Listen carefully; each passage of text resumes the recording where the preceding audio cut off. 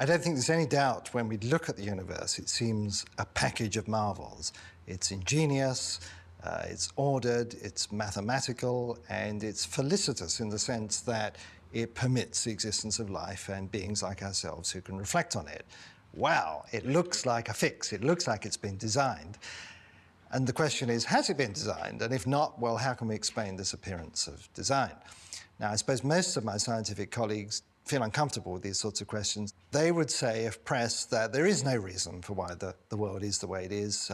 And yes, sure, it works well and it looks designed, and aren't we lucky to be here, but there's ultimately no reason to it. And I've always thought that it's extraordinary to try to ground the rationality and logical nature of scientific inquiry on ultimate absurdity.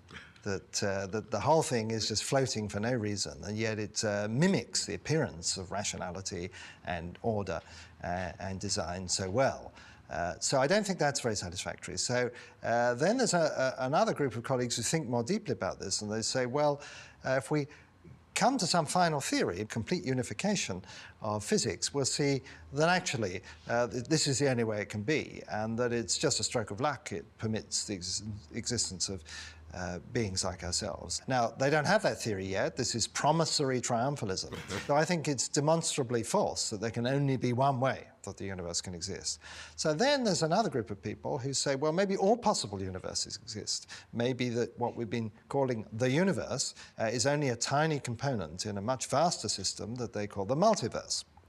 And it's important that between one universe and another, the laws can change. In other words, the laws you find in the textbooks in physics libraries are just effective laws. They're just local bylaws, if you like. They're not universal, absolute laws, and they can vary from one to the other. And if they vary randomly, well, then it's no surprise that here and there you'll find a universe where things come out just right for life. In other words, we will be winners in a gigantic cosmic lottery, but there will be no ultimate significance to the fact that this universe was fit for life. And the problem with that idea is that you have to accept the existence of these other universes on faith, and it leads to some sort of absurdities, because if there's an infinite number of universes and an infinite number of variations on a theme, and indeed an infinite number of versions of this conversation. So that seems like overkill. So then we move on to the traditional argument that if the universe looks as if it's been designed, well, maybe it has been designed. Maybe there's a great cosmic designer.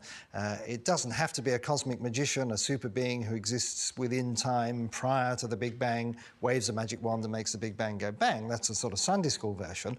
It could be something more subtle. God as designer in the sense of being the rational ground in which the laws of physics or the laws of nature are ultimately rooted. So this could be a more abstract notion of a designer being. But one is bound to ask, well, where did this being come from?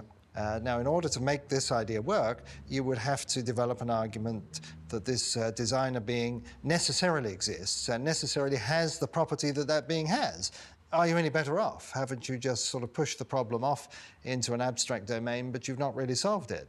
So that makes me feel uncomfortable too. And the final version, which is what I'm inclined to by temperament, is that somehow the universe has engineered its own self-awareness, that the fine-tuning of the parameters which is necessary for life in the universe has done it itself. The problem is it does seem to require a backwards causation.